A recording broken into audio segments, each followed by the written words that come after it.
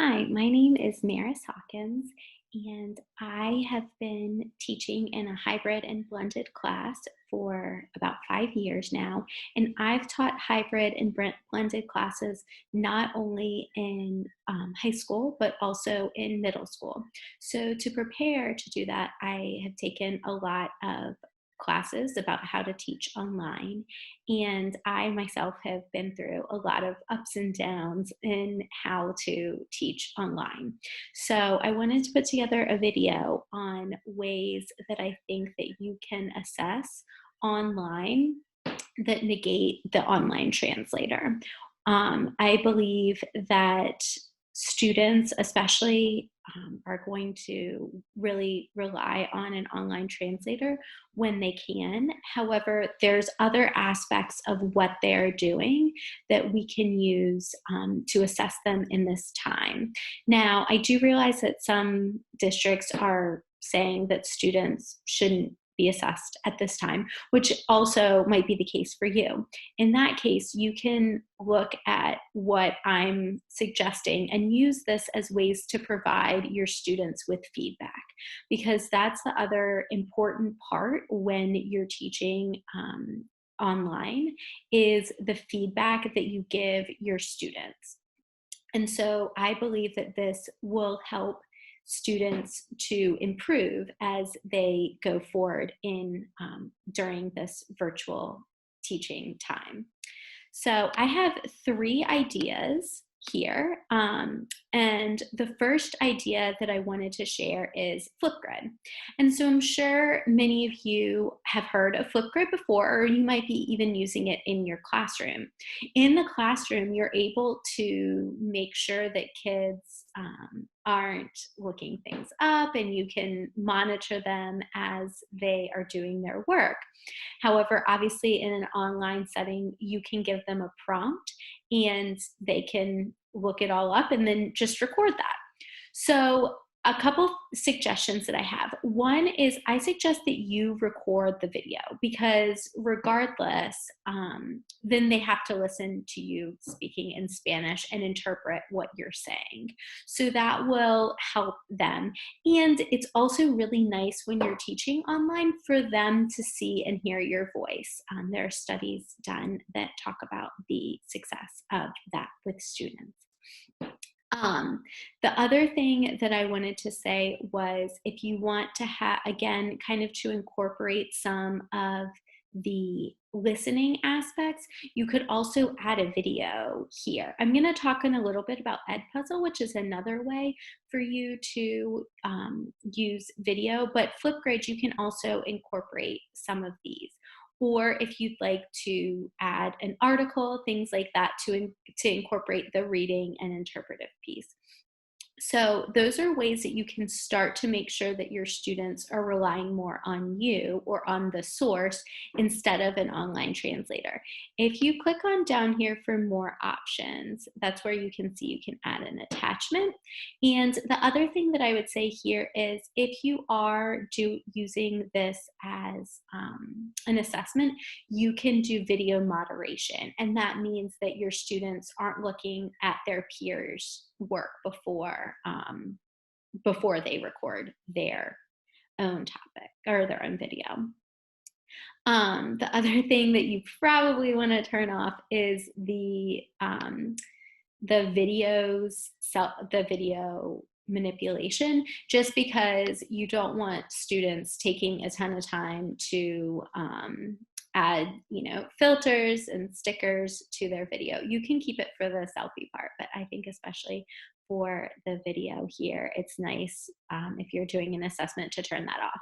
If you're doing Flipgrid just as a formative assessment, go ahead and keep it on. It's up to you. You know your students. I would allow them to trim their video, though, because it can be very frustrating when students are recording a video to have to keep recording and re-recording and re-recording. If you allow them to trim the video, that kind of gives them a bit more of a wiggle room. Then the other thing that I wanted to talk about is what you're assessing your students on. I'm sure you have used some sort of speaking rubric before. My suggestion is for you to provide, when you provide a topic, for you to provide your students with a vocabulary list of words that you want them to start using in their speaking. This means that when it gives them a support, and students desperately need the support while we are not next to them doing this work. And some parents can help their students, but many of them cannot. So a vocab list here can really help them. The other thing that you can then assess them on is how much of the vocabulary from the list are they using in their video. If they're using Google Translate, the chances of Google Translate giving them the same vocabulary that you're giving them is slim. So that's one step that you can assess them on. Another thing that I've noticed with my students is with beginning students, they're listing, but at this point, many of your students are probably, even in level 1, are probably approaching novice high. So you can start assessing even your novice students on how much they are adding some extra details and not just giving you list or shorter answers. You can also consider giving them a list of rejoiners and encouraging them to use 3 rejoiners. And then again, test them. Assess them. Are they using those rejoiners or are they not? For upper level students, the one thing that I notice, especially in level 3, is they're able to elaborate, and I even saw this even in some of my upper levels. They can elaborate, but their elaboration is very vague. They will say, I like this because it's fun, or I like this because it's interesting, things like that. And they're not giving specific reasons. So if you ask them to give specific reasons, then that is something else that another assessment part of your rubric. And the last thing that I would add, especially for upper levels, is how much they are supporting their ideas. So when students give an idea, are they able to support that idea, or are they just giving you idea after idea after idea? Then the last thing that you can grade all students on is pronunciation. And I will say that I don't love grading my students' pronunciation, and I stay away from things like native like sounds. I personally have noticed that as long as I, the teacher, can understand them, I'm a sympathetic listener, then that's fine. And this can be something of a rubric, like a 1-point rubric. Can I understand your pronunciation, or can I not understand your pronunciation? And if students are going online to that Google Translator or whatever, Spanish Dict, whatever it is, you're not going to be able to understand them because they're not using words that they know. So if you're staying away from assessing them on perfect grammar, or using a lot of details, or giving them a time limit even. My students sometimes will ask me in Flipgrid, how long should it be? And I'll say, it depends on what you're saying. If, we are in an upper level class and you talk for a long time, but you're giving me list of facts without going back and supporting them, and giving an idea and giving supporting details, then you're not going to get as good of a score as maybe someone who gives a shorter video but gives a main idea with supporting details.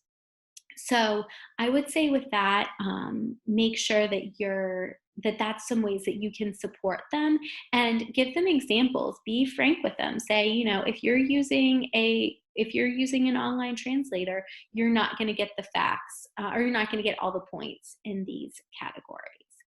So the next tool that I personally love is using edpuzzle. And the thing that I love about edpuzzle is that for many times, if you do multiple choice questions, it gives students immediate feedback.